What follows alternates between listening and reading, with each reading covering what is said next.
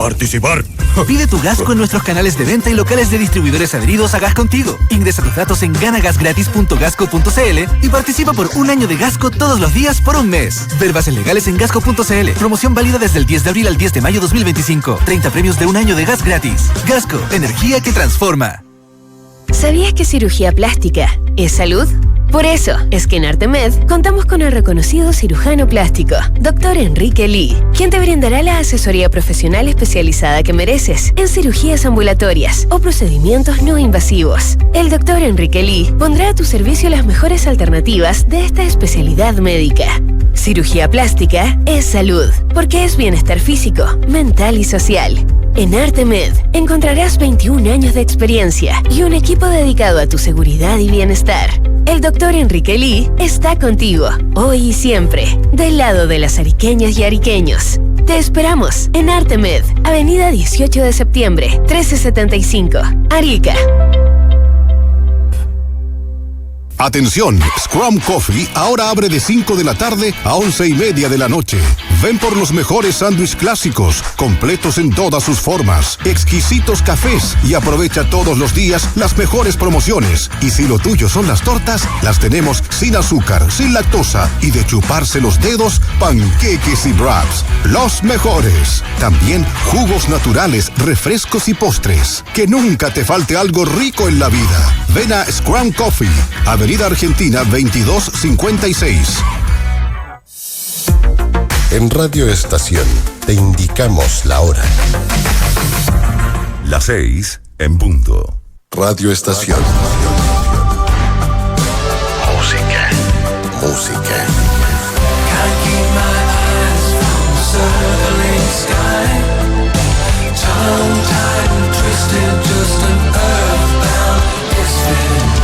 Radio Estación, solo éxitos.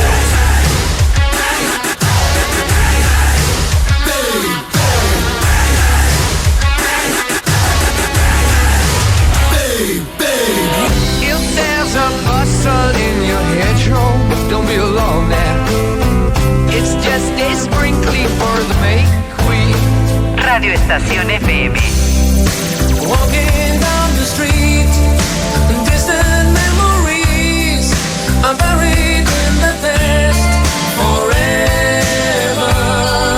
Clásicos sin fecha de vencimiento.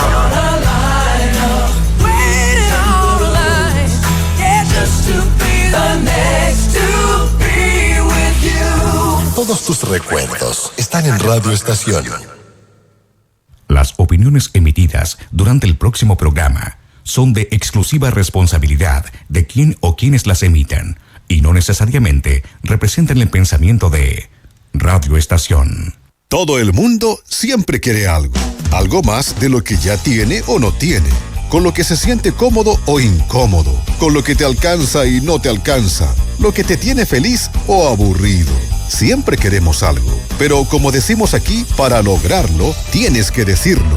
A Radio Estación llega el periodista Sebastián Huerta para abrir las líneas de comunicación, darle una vuelta a los temas de actualidad y ver si es verdad que guagua que no llora, no mama. De aquí al final, ¿cómo no vamos a sacar algo?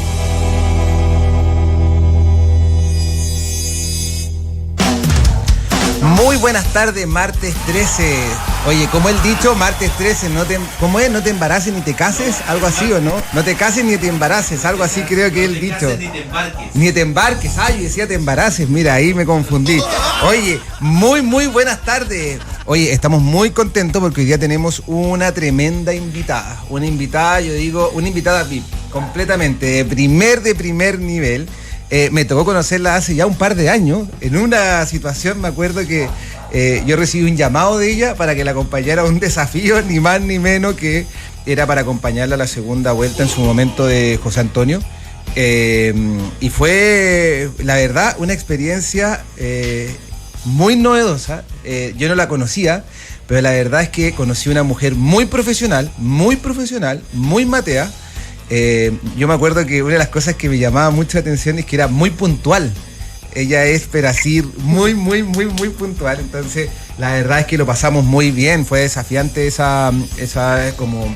Ella siempre ha tenido un perfil muy técnico, subsecretaria de Salud, siempre metida en esos temas. Actualmente es la directora ejecutiva de CIPS UDD, este centro de políticas enfocada en el área de la salud que tiene la Universidad del Desarrollo, que ha llevado varias investigaciones adelante. Entonces, claro, cuando ella se mete un poquito en ese lado más como de vocera, de alguna forma, en la segunda vuelta, era un terreno nuevo para ella, pero como siempre, con el profesionalismo de siempre, lo llevó, pero muy, muy bien. Oye, le quiero dar la bienvenida a la doctora Paula Daza. Paula, ¿cómo estás? Hola, Seba, qué gusto conversar contigo y volver a encontrarnos después de, ¿te acuerdas? Lo pasamos muy bien, la verdad que fue un periodo estresante, difícil, pero lo pasamos súper bien. Y tú ahí siempre apoyándonos en esos viajes que hacíamos a lo largo de todas partes. Así que un gusto de volver a conversar contigo. Oye, y las vueltas a la vida, ¿tú te acuerdas a quién se sumó también a esas vocerías? Ni más ni menos que la entonces alcaldesa Evelyn Matei, actual candidata. Sí, ella se sumó, ella fue increíble porque cuando yo me fui a esa campaña, la Evelyn me llama y me dice: Paula, eres muy valiente. Yo estaba como subsecretaria, ya estaba terminando el periodo del presidente Piñera. Me pidieron que lo fuera a apoyar porque yo no soy del Partido Republicano, pero teníamos que éramos parte del conglomerado, y la fui a apoyar y ella me llamó. Y yo le dije: Evelyn, vente conmigo a la campaña. Y al día siguiente estaba la campaña y estábamos juntas. Así que, bueno, y Seba también. Sebastián estaba trabajando en el Ministerio de Educación y yo lo llamé porque conocía sus virtudes, ¿cierto?, como periodista, y le pedí si se podía ir a apoyarme ahí, y ahí estuvo durante ese periodo que fue intenso, pero fue muy positivo porque además uno hace grandes amigos. Yo creo que todas esas situaciones de complicidad, de agitación, tienen una virtud que es hacer grandes amistades que duran para siempre. Sí, no, y era imposible no sumarse a eso, porque la verdad es que a mí una de las cosas que me impresionó es que la misma Paula con la Evelyn tenían diferencias en su momento, evidentemente, con el Partido Republicano, etcétera. Pero el desafío era más grande, Chile lo necesitaba y ahí estuvieron, y yo siempre he dicho, ahí es cuando se ven los liderazgos, eso es, al final, tratar de llevar el liderazgo a que tenga un beneficio para la comunidad y no solamente un beneficio propio que muchos buscan. Eso es de verdad jugársela, y así que yo encantado. Paula, te quiero llevar inmediatamente a un tema que evidentemente es de preocupación nacional, el tema de las listas de espera.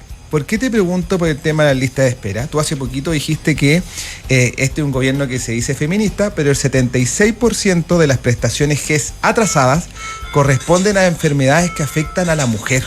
A ver si nos puedes contar un poco más sobre eso. Sí, efectivamente. Mira, nosotros desde el Centro de Políticas Públicas en la Universidad del Desarrollo hemos venido siguiendo de manera muy cerca el tema de los atrasos en las atenciones de salud. Esto lo sabíamos, Sebastián. Sabíamos que post pandemia iba a haber una alta demanda de exámenes, tratamiento, y el cáncer iba a ser una prioridad. Y es por eso que a nosotros nos parecía muy relevante desde muy tempranamente levantar esta información, dar propuestas y hacer propuestas concretas para resolver el tema. El GES, las garantías explícitas de salud, como sabemos, son 87 prestaciones de salud, enfermedades que tienen por ley, tienen que garantizarse no solamente el financiamiento, no solamente la calidad, la atención, sino que también la oportunidad. Y dentro de ese listado hay muchos cánceres. Y sabemos que el cáncer, ¿cierto?, es una enfermedad que el tiempo vale oro.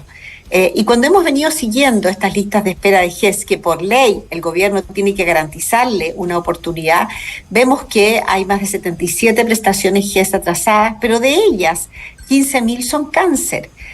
Y cuando vamos a hacer una vista a esas 15.000 prestaciones GES de cáncer, vemos que más del 50% son cánceres que son femeninos, es decir, el cáncer cervicuterino y el cáncer de mama, y además hay otros cánceres que están involucrados ahí. Pero cuando vemos quiénes son las personas que tienen más atraso, son las mujeres.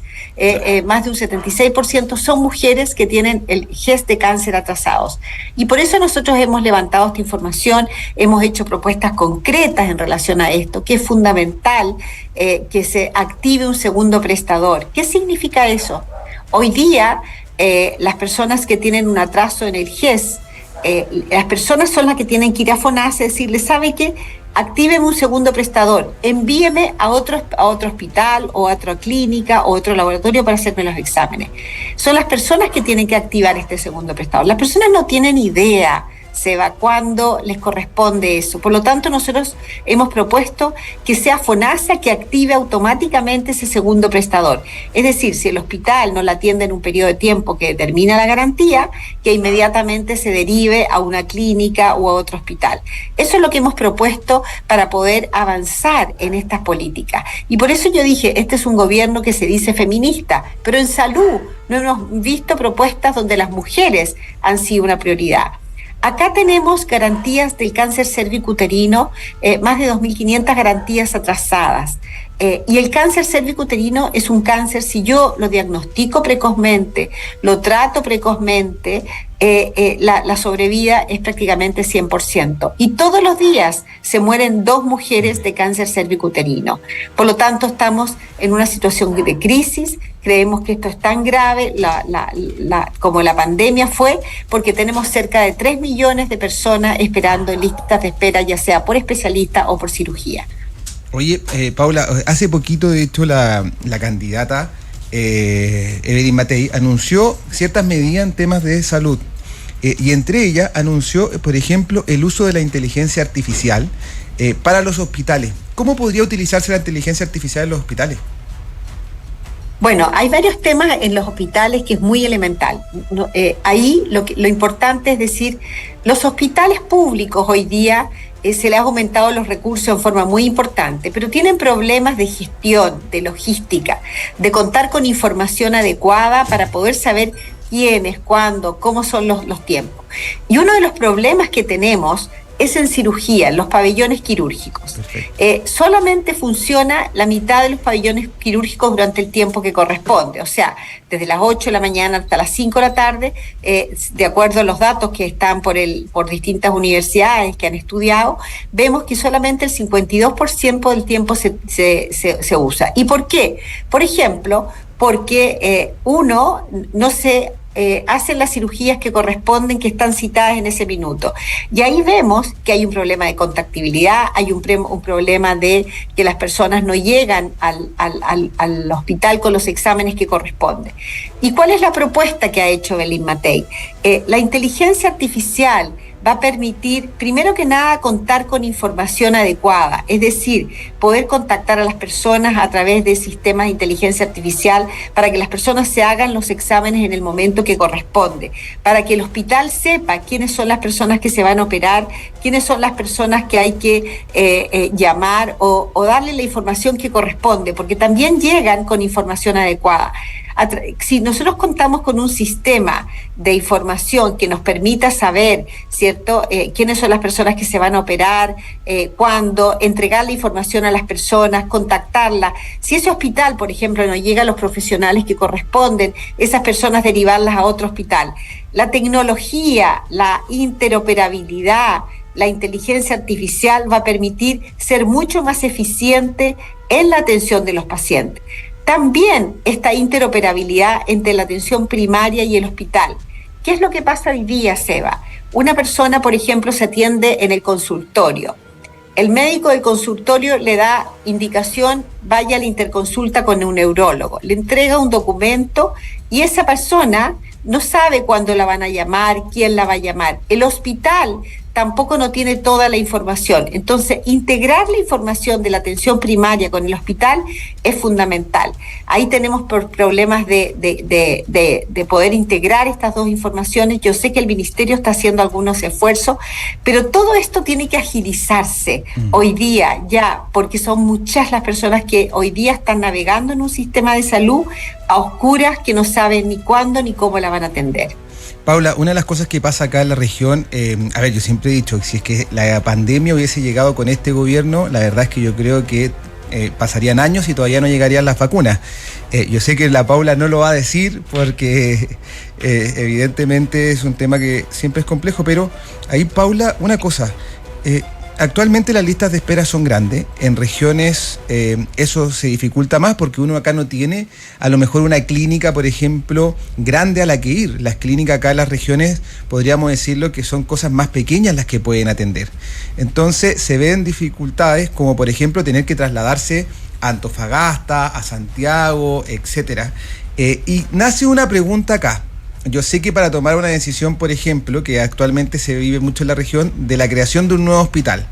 Yo sé que para la creación de un nuevo hospital tienen que haber miles de estudios. De hecho, yo estoy ahora en el gobierno regional acá, Paula, trabajando, y uno ve que son estudios de 1 año y medio, o sea, son estudios bien complejos a largo plazo, porque tienen que ser estudios de la prefactibilidad, de distintas cosas. Pero, ¿en qué momento se puede tomar, por ejemplo, Paula, la decisión de construir un hospital en una región o no? Cuando esta tiene una lista de espera gigantesca, cuando, por ejemplo, no tiene las camas necesarias. ¿Cuáles son, entre comillas, en términos de salud, el momento en que se tiene que tomar la decisión para un nuevo hospital, ya sea en Arica o en cualquier otra región? A ver, yo creo que tú has puesto uno de los temas más complejos que tenemos en Chile, que es la situación de la falta de oportunidad y de atención en regiones, particularmente en el norte, ¿cierto? Y ahí yo creo que hay varias estrategias que uno tiene que levantar. Una son estrategias de corto plazo, de cortísimo plazo. ¿Cómo nos hacemos cargo hoy día de los problemas de salud que tienen las personas? Y cómo tenemos una mirada de largo plazo.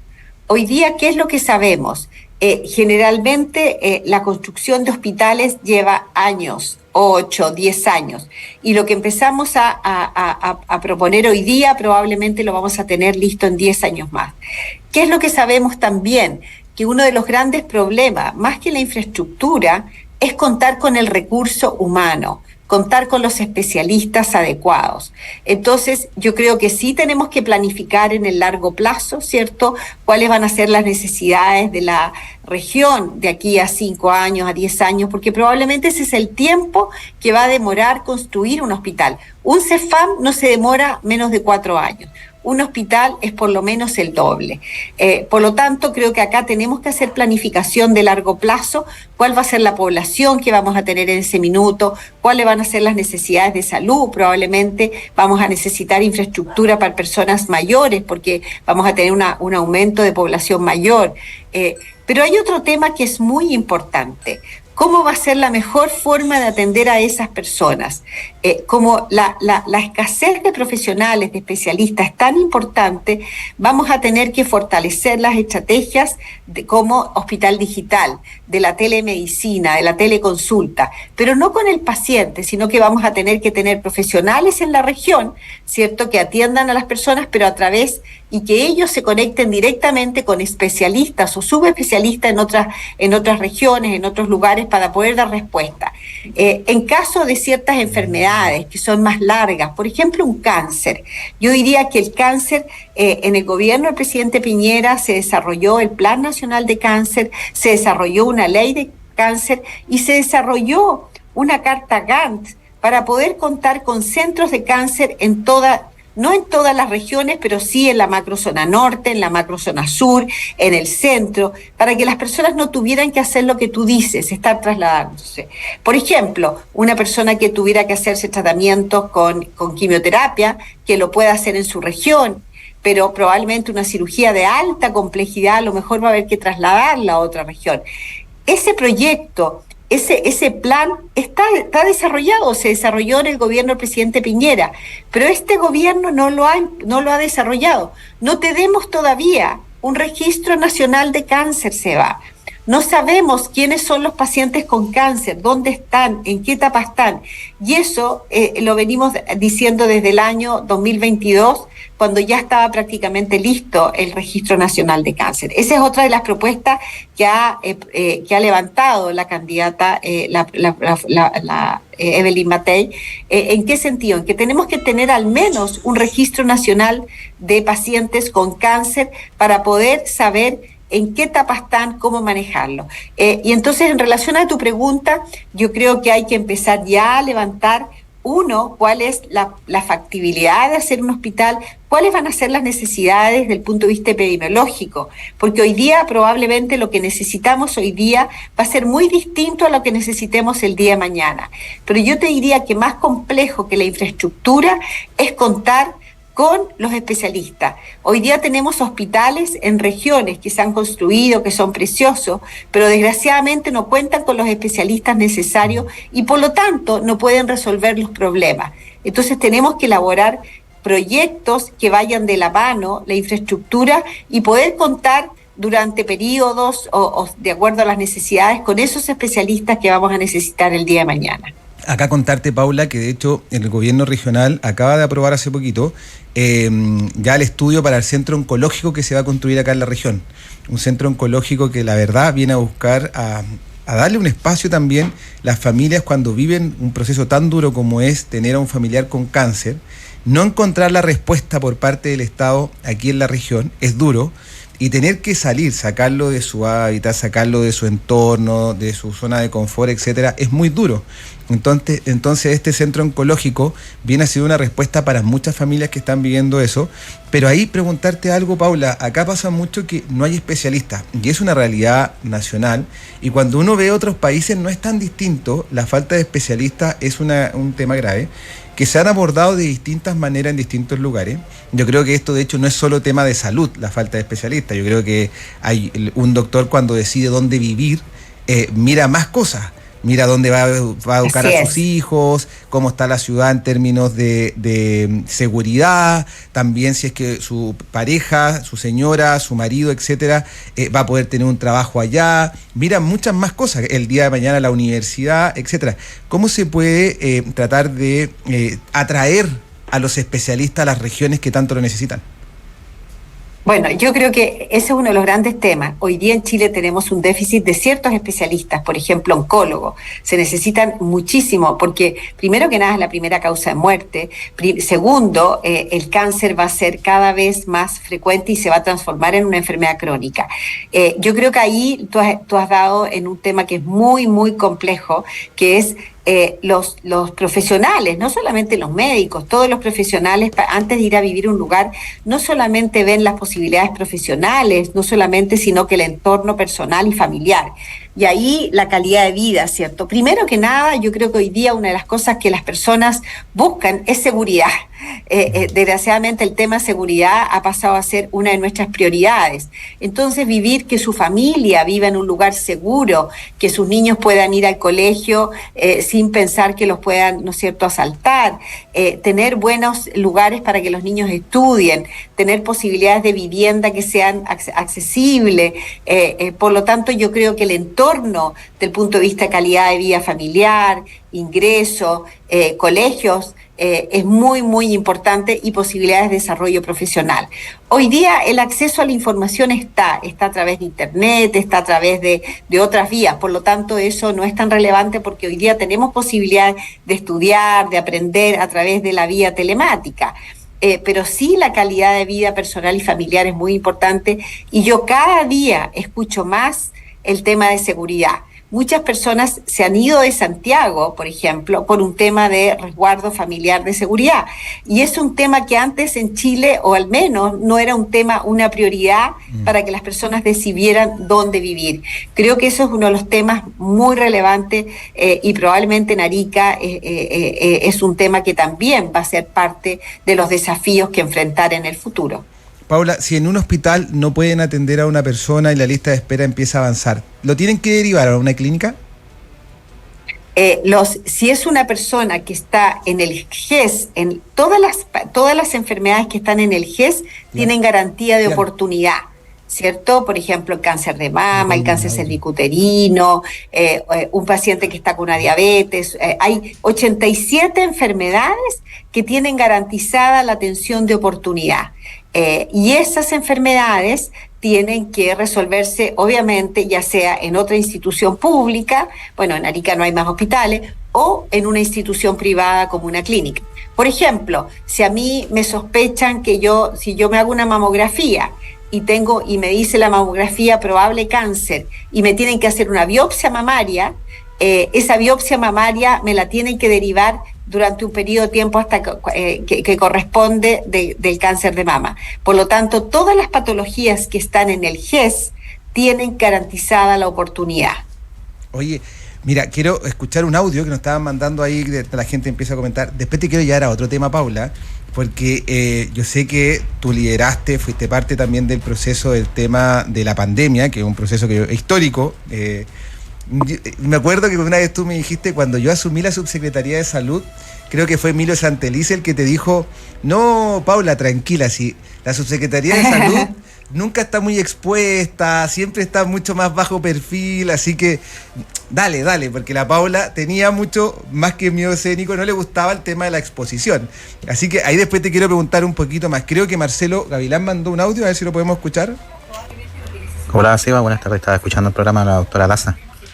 Excelente lo que propone, pero hay un pero con lo que tiene que ver con la salud y que nadie le pone ese cascabel a ese gato.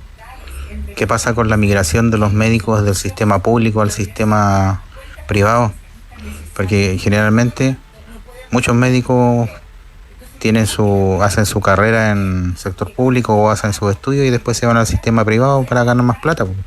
Eso no hay que quitarle el traste a la jeringa de ese tipo, porque lamentablemente se ve que muchos de estos profesionales más que nada es por la plata. Y ese es el gran problema que tenemos en cuanto a la salud en las regiones. Casi todos los profesionales se dan cuenta que se van a la capital o a las ciudades más grandes, Antofagasta, Concepción, Valparaíso. Entonces, ese es el problema, y ahí yo creo que como gobierno deberían ponerle el dedo a eso, porque ese es el gran problema. Ustedes no sacan nada con tener un hospital de última generación bonito que tenga la infraestructura para tratar todas esas cosas que dicen, si faltan los profesionales. Ese es el gran problema. Paula, esa es una crítica que se hace bastante al gremio de los médicos. Yo creo que ahí yo voy a decir algo antes, Paula, a lo mejor tú me vas a tirar la oreja, pero yo siempre he creído que cada uno sabe cuánto va a ganar de sueldo y cómo lo negocia. Eso es algo que es privado. Pero yo conozco muchos doctores que, por ejemplo, tengo varios amigos que son doctores de la clínica alemana, pero que también atienden bastante medio tiempo muchas veces en la Universidad de Chile, en distintos otros lugares, porque ellos me dicen, a mí me encanta, y de hecho no solamente me gusta estar en el servicio público, sino también me retroalimenta de una manera distinta, me permite crecer como doctor de una manera distinta. Ahí te paso, Paula, el micrófono a ti.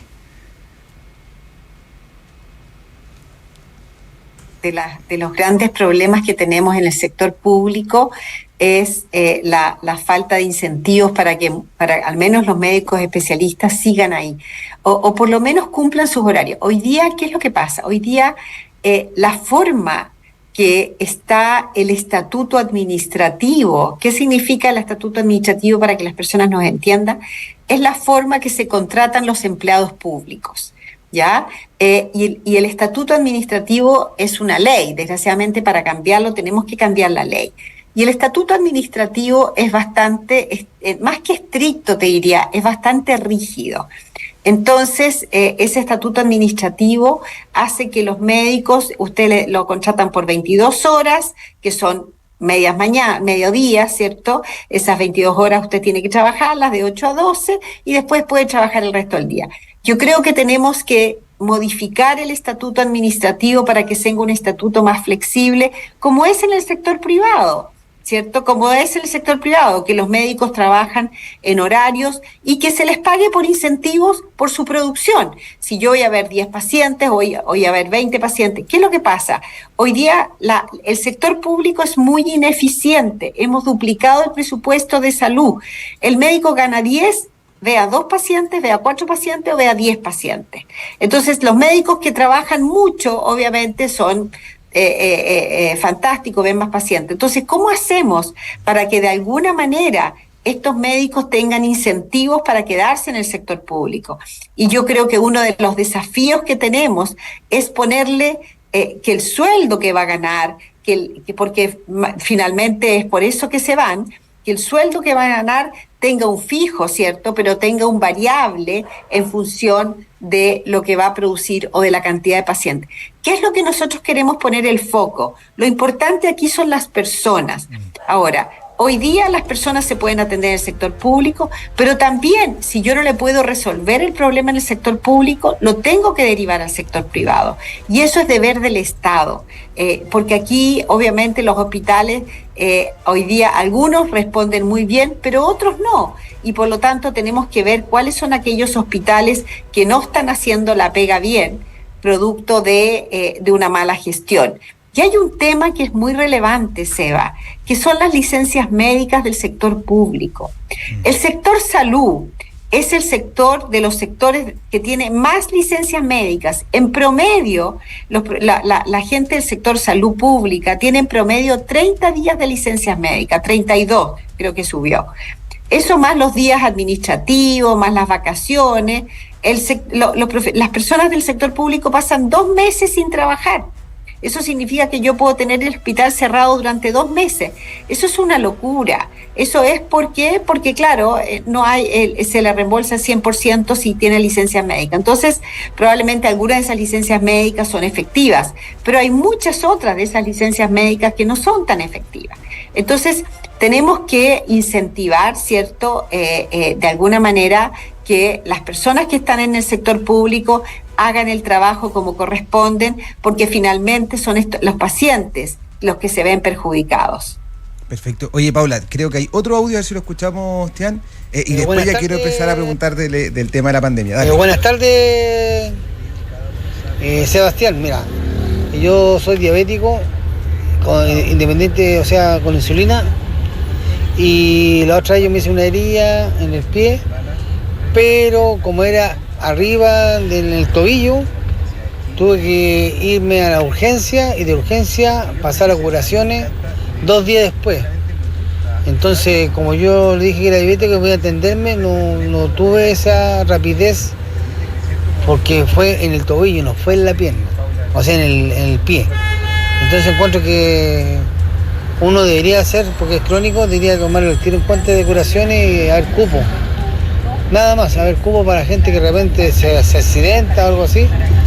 Pero como fue en el tobillo, no me tomaron en cuenta hasta que el lunes y el accidente fue el día viernes. O sea, el viernes en la tarde. Entonces tuve sábado, domingo y el lunes tuve que ir. Así que ahí deberían ver más lo que es crónico diabético. Gracias, hasta luego. Claro, ahí todo un tema con el tema de la atención.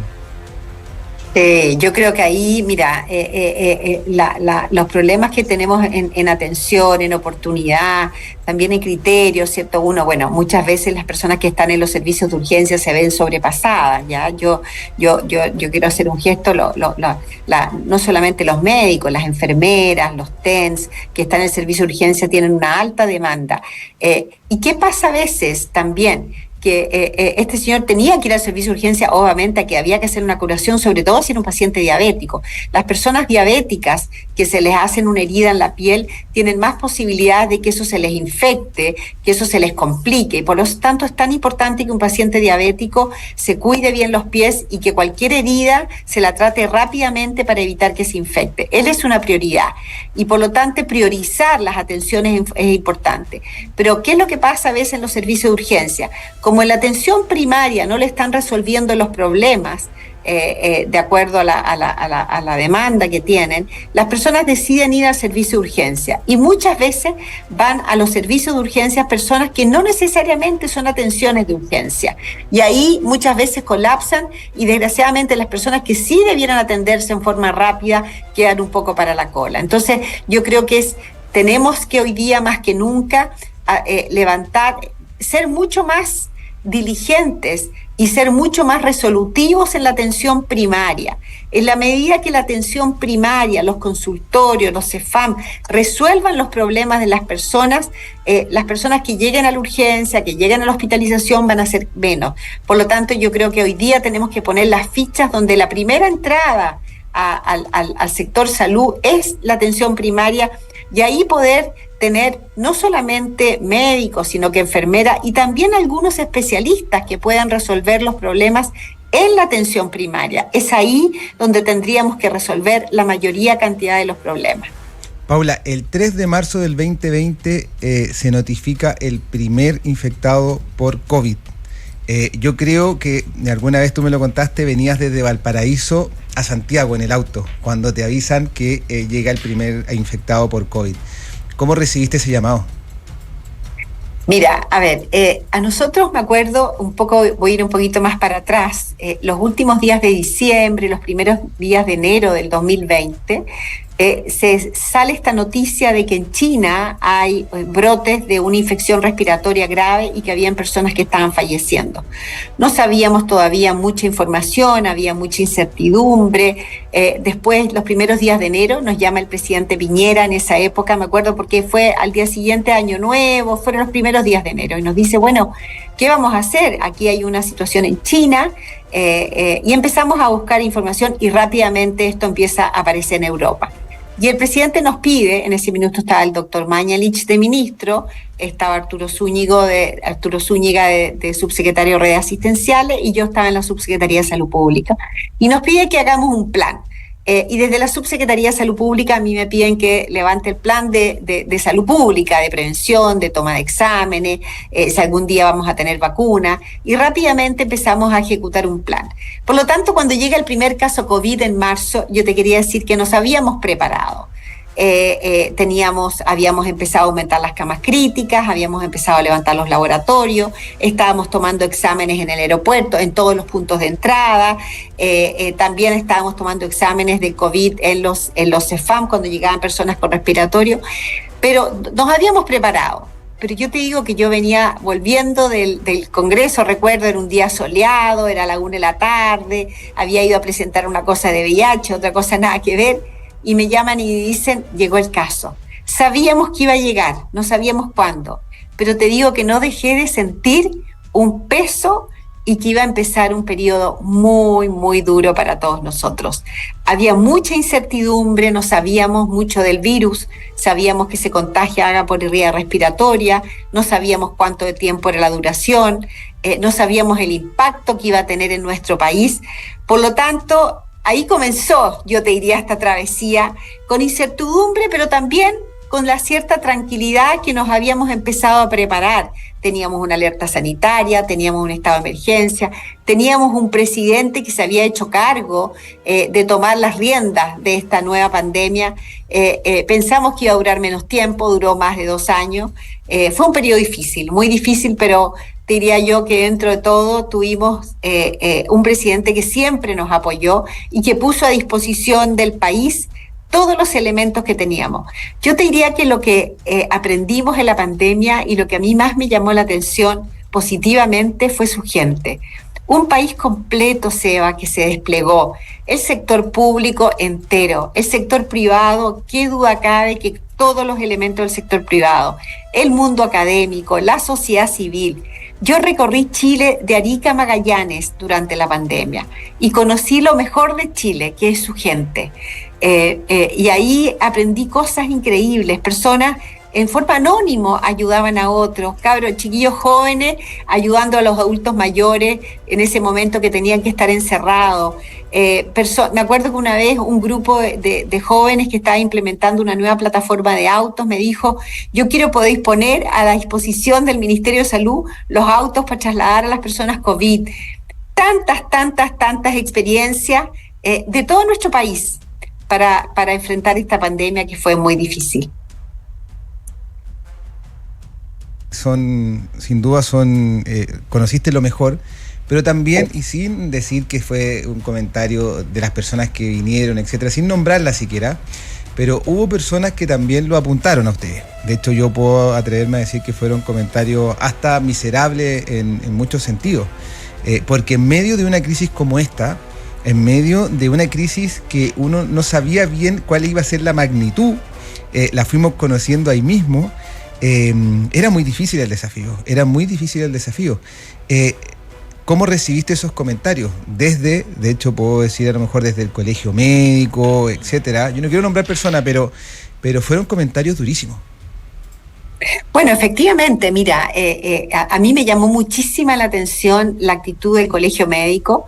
Después vimos por qué, ¿cierto? Era una posición más bien política, porque eran colegas, sabían perfectamente la situación que estaba viviendo Chile, la situación de la pandemia, entendían el problema, y ahí a nosotros, yo me acuerdo, por ejemplo, cuando sacamos adelante el pase de movilidad.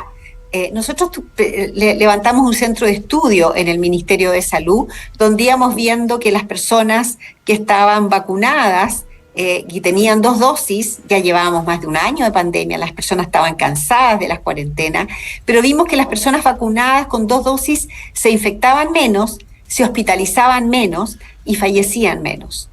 Y por lo tanto decidimos que esas personas tuvieran un pase para tener más libertades, podían ir a un restaurante, podían salir, y desarrollamos lo que llamamos el pase de movilidad. Esa misma semana ocurrió 2 cosas.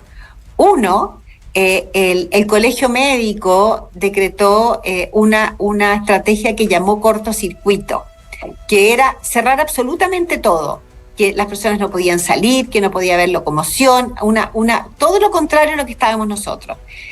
Y por otro lado, también del Colegio Médico, de hecho un ex subsecretario de este gobierno, el doctor Cuadrado, dijo que éramos unos criminales por haber sacado el pase de movilidad.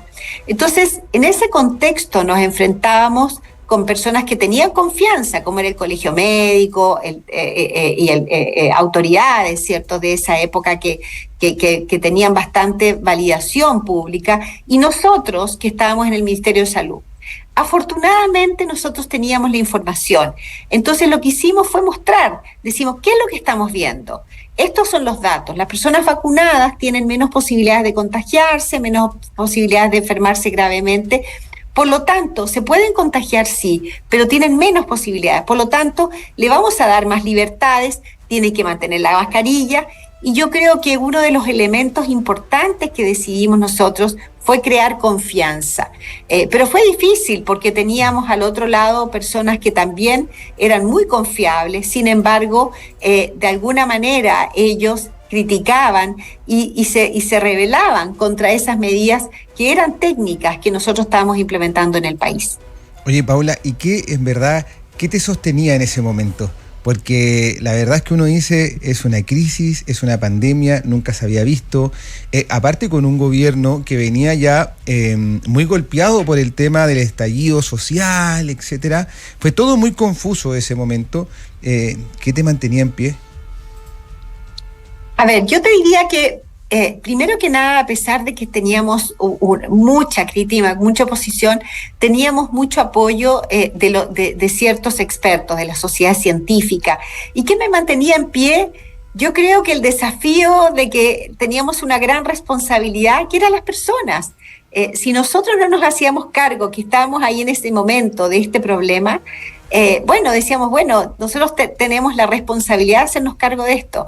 ¿Y qué me mantenía? Yo creo que tuve mucho apoyo, era un equipo cuando llegó el doctor París, que fue un gran liderazgo. Yo te diría que él fue que nos empujaba, ¿cierto?, en esos momentos duros, difíciles, que a veces uno tenía mayor ansiedad. Él siempre tuvo un liderazgo de apoyarnos, de armar grupos, de armar equipo.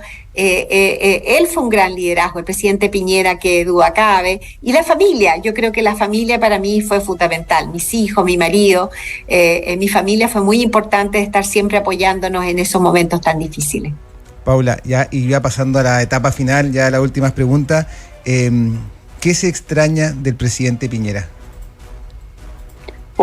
Muchas cosas. Primero que nada, se extraña, si uno mira a este gobierno, ¿cierto?, en relación al presidente Piñera, su liderazgo, su capacidad de decisión en función de la información, su energía, y ¿sabes qué? Su sentido del humor. Era un hombre de mucho sentido del humor. Y lo otro que probablemente las personas no conocían era su calidez humana. Él siempre tenía una palabra para llamarte. Cuando nosotros estábamos en reunión y nos veía uno de nosotros un poco flaquear, te llamaba y te decía, Paula, ¿cómo estás? Sigue adelante, lo estás haciendo bien, ¿qué necesitas? siempre un apoyo. Yo creo que esa capacidad de trabajo, de liderazgo, de poder enfrentar los desafíos difíciles y siempre de decir, bueno, ¿qué es lo mejor? ¿Dónde están los mejores para llamarlos? Porque a él le interesaba que el país, ¿cierto?, las personas tuvieran las mejores oportunidades. Él fue el gran líder de las vacunas en Chile. Si no fuera por el presidente Piñera no hubiéramos podido tener vacunas tan oportunas. Él, apenas llegó el COVID, dijo, vamos a ponernos a trabajar para tener vacunas cuando correspondan. Él lideraba las mesas COVID. Una anécdota, yo le enviaba todos los días a él la información de los datos, ¿cierto? El informe técnico de quiénes son los contagiados, dónde están, de los enfermos, de toda la información que llegaba de todo Chile, había que reunir. Entonces yo se la mandaba muy tarde, cuando todo esto se compilaba y se mandaba. Y se la mandaba a las 11 de la noche, 12 de la noche, y siempre me decía, gracias Paula, gracias Paula. Un día el sistema se cayó y se la mandé a las 5 de la mañana. A las 5:01 me contestó. Gracias, Paula. A las 5:01 y a las 7 de la mañana al día siguiente estábamos todos ahí en La Moneda y me decía, Paula, ¿a qué hora me mandó el informe? A las 5 de la mañana, presidente. ¿A qué hora le contesté? A las 5:01, presidente. Ese es el presidente Piñera. Ese es el presidente. Paula, tú estás en el CIPS de la Universidad del Desarrollo, que estás haciendo un tremendo trabajo ahí desde esa universidad. El futuro, ¿cómo se viene? Bueno, yo creo que, miran, yo en este minuto estoy trabajando fuerte en el CIPS, estamos haciendo propuestas concretas, estoy apoyando en el grupo de salud de la candidata Evelyn Matei también para que tenga un gran plan, un gran proyecto de salud, sea para ella o para la persona de la centro derecha, ¿no es cierto?, que nos gobierna en los próximos años, porque sabemos que salud es un desafío urgente, donde con las medidas que tenemos hoy día, con las leyes que tenemos hoy día, tenemos que hacernos cargo especialmente de esa gran cantidad de personas que está en listas de espera. Por lo tanto, yo creo que ese es un trabajo que se tiene que implementar y aquí tenemos un gran equipo de personas, expertos en cáncer, en medicamentos. El gasto de bolsillo en medicamentos, Seba, es un tremendo dolor para las familias. Por lo tanto, hay un gran proyecto ahí que yo ojalá sea ella la futura presidenta de Chile, pero que estas medidas sirvan para el próximo presidente para que las implemente rápido en función de las necesidades de las personas. Paula, te quiero enviar un caluroso abrazo, de verdad que muchas gracias. Hay Paula Daza para rato en Chile, así que estamos muy contentos con eso. Esperamos verte ahí en futuros desafíos, ya sea desde la universidad o también desde el mundo de la academia o también desde el mundo político. Yo creo que siempre ha sido un personaje desde el mundo de la salud, poniendo su liderazgo a servicio de Chile. Así que eso se agradece, porque aparte yo siempre he dicho, y hace poquito me tocó hablar de ti con un grupo de amigos que me preguntaban, oye, ¿cómo es la Paula? ¿Cómo es? ¿Es simpática? Yo decía, mira, es matea, es puntual, es así, que a mí me llama mucha atención. Pero yo le decía sobre todo esa capacidad de entender que ella cumple un rol, tiene un liderazgo y siempre lo pone al servicio de Chile y la defensa de las ideas que nosotros creemos. Hace poquito yo estuve en Bolivia, te mandé la foto, estaba tu papá. Sí, estaba tu papá, sí, estaba tu papá. Fue el último embajador que tuvo Chile. Sí, fue el último embajador que tuvo Chile en Bolivia. Entonces en la casa del cónsul general estaba la foto de tu papá, así que ahí te la mandé. Sí, fue un gran diplomático. Oye, gran diplomático que le dio mucho a Chile también. Con un gran, el hermano, yo conozco a la hermana de la Paula porque es periodista y también está en la universidad. Sí. Y el hermano, que economista de primer nivel. Así que, oye, Paula, un abrazo gigante. Sí, un abrazo gigante. Bueno, nos estamos viendo. Muchas gracias. Gracias, Seba, por la invitación. Lo pasé súper bien y un abrazo a todas las personas que te están escuchando. Nos vemos, Paula. Chao. Nos vemos. Vamos a una pausa comercial y volvemos para que ahí hablemos un poquito de esta conversación, que la gente pueda opinar y contarles también quién va a venir mañana. Así que